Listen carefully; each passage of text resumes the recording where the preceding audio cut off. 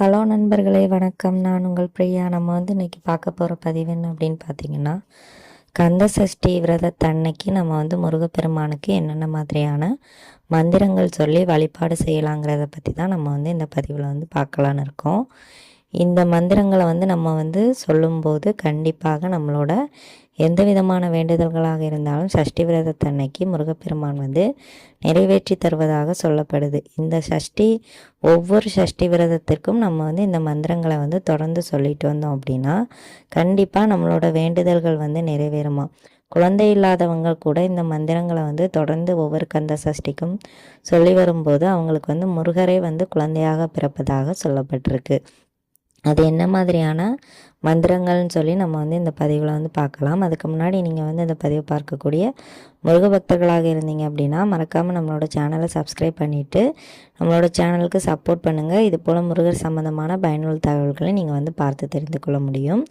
நீங்கள் நம்மளோட கமெண்ட் பாக்ஸில் சரவணபவா போட்டிங்கிறத மறக்காமல் கமெண்டாக போஸ்ட் பண்ணுங்கள். கண்டிப்பாக நம்மளோட கந்த கடவுள் உங்களுக்கு தேவையான வரங்களை அள்ளி தருவார். இப்போ வாங்க நம்ம பதிவுக்குள்ளே போகலாம். ஒவ்வொரு கந்த சஷ்டி அன்னைக்குமே விரதம் இருப்பவங்க கண்டிப்பாக ஏதாச்சும் ஒரு மந்திரம் சொல்லணும். இல்லாட்டி கந்த சஷ்டி கவசமாவது பாடணும். இது எல்லாருக்குமே தெரிஞ்ச ஒரு விஷயம்.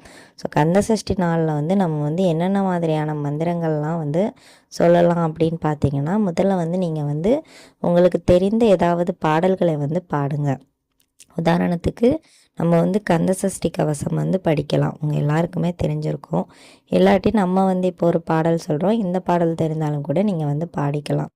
ஏறுமயில் ஏறி விளையாடும் முகம் ஒன்றே, ஈசருடன் ஞானமொழி பேசும் முகம் ஒன்றே, கூறும் அடியார்கள் வினை தீர்க்கும் முகம் ஒன்றே, குன்று உருவ வேல் வாங்கி நின்ற முகம் ஒன்றே, மாறுபடு சூரை வதைத்த முகம் ஒன்றே, வள்ளியை மனம் புணர வந்த முகம் ஒன்றே, ஆறுமுகமான பொருள் நீ அருள வேண்டும், ஆதி அருணாச்சலம் அமர்ந்த பெருமாளே.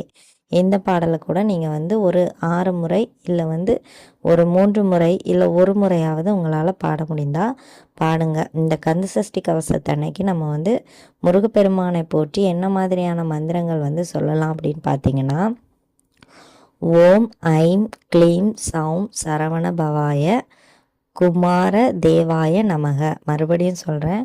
ஓம் ஐம் க்ளீம் சௌம் சரவண பவாய குமார தேவாய நமக.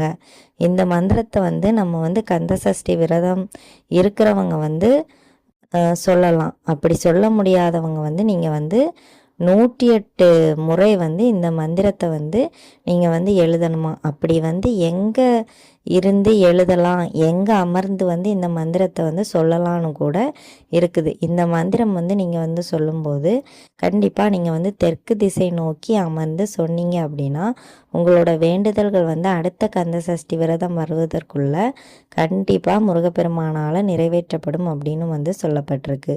அடுத்ததாக நம்ம இந்த ஒவ்வொரு கந்த சஷ்டி விரதத்திற்கும் முருகப்பெருமானை நினைத்து சொல்ல வேண்டிய மூல மந்திரம் என்ன அப்படின்னு பார்த்தீங்கன்னா, ஓம் சௌம் சரவண பவாய ஸ்ரீம் க்ரீம் க்ளீம் க்ளௌம் ஷௌம் நமக. இந்த மந்திரத்தை நான் டிஸ்கிரிப்ஷன் பாக்ஸில் இந்த 2 மந்திரத்தையுமே கொடுக்குறேன்.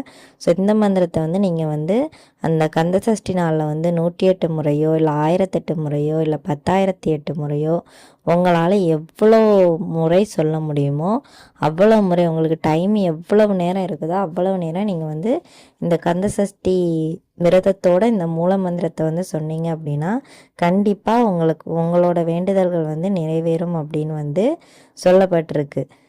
இந்த 2 மந்திரங்களையும் நீங்கள் மறக்காமல் இந்த சஷ்டி விரதத்தன்னைக்கு சொல்லிட்டு வாங்க.